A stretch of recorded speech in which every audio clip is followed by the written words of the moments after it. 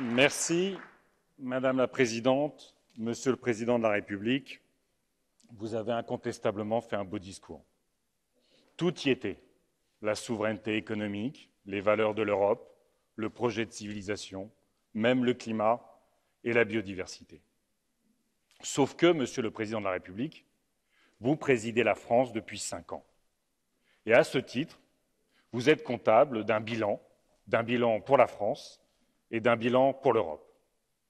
Nous le savons, toutes et tous ici, le réchauffement climatique est le plus grand défi auquel l'humanité est aujourd'hui confrontée. Mégafeux, inondations, sécheresses, canicules, partout sur la planète, partout en Europe, nous sommes percutés dans nos conditions mêmes d'existence. Mais lutter pour le climat n'est pas simplement un impératif de survie.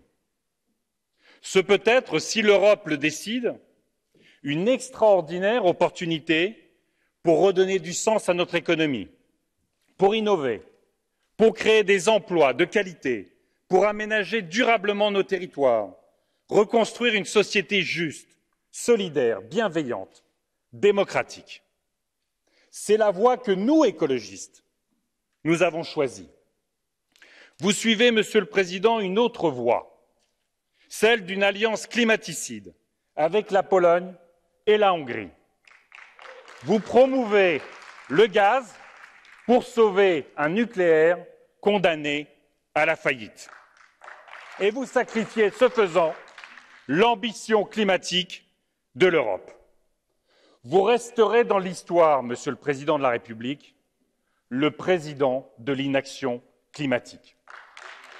Parce qu'au fond, vous êtes un climato-arrangeant. Vous préférez signer des armistices avec les lobbies plutôt que de mener la guerre contre le dérèglement climatique.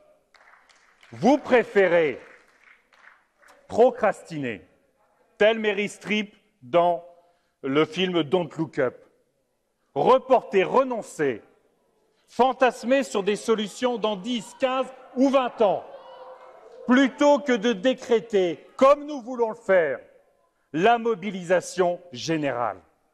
Cette mobilisation générale, la jeunesse l'attend. Cette jeunesse si terrifiée par la catastrophe écologique. Et pourtant, cette jeunesse si forte de sa créativité, de son inventivité, de sa diversité et de ses engagements sur le climat et la justice sociale. Monsieur le Président, vous avez, à raison, dit à quel point l'Europe est un projet de civilisation, jamais abouti, et c'est le sens de la civilisation. Un projet de paix, un projet de liberté fondamentale, un projet de droits humains et de démocratie. Alors pourquoi, il y a un an, presque jour pour jour, vous célébriez l'accord d'investissement avec la Chine, mettant en danger nos entreprises face à l'appétit prédateur de la Chine? Vous célébriez cet accord quand le régime chinois réprimait dans le sang les manifestants à Hong Kong, quand le régime chinois perpétrait et continue de perpétrer un génocide contre les Ouïghours. Il y a 6 ans, Monsieur le Président, il y a 6 ans, et vous aviez tellement raison, vous vantiez le courage d'Angela Merkel dans l'accueil des réfugiés syriens. Vous savez, le 24 novembre dernier, 27 migrants se sont noyés dans la Manche, rejoignant les milliers de morts qui sombrent à nos frontières. Parmi les victimes, il y avait Mariam.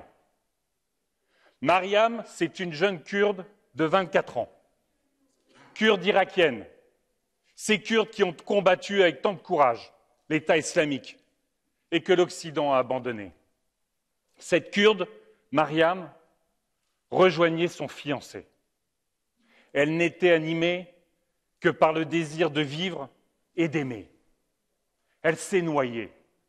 Alors pourquoi, Monsieur le Président, vous décidez chaque jour à Calais d'arracher les tentes, d'humilier ces survivantes et ces survivants, de les maltraiter, de les condamner au désespoir. Monsieur le Président de la République, cessez de tendre l'oreille aux théories fumeuses et nauséabondes du grand remplacement. Occupez-vous de la réalité scientifique du grand réchauffement. Merci. En vérité, vous l'avez compris, Monsieur le Président, nous avons une divergence de fond sur l'Europe que nous voulons. Notre Europe ne sera jamais la vôtre, celle du renoncement climatique, celle du glyphosate, celle de la circulation sans entrave des biens, des services et de la finance, mais des murs, des barbelés, des miradors et les humiliations pour les femmes et les hommes.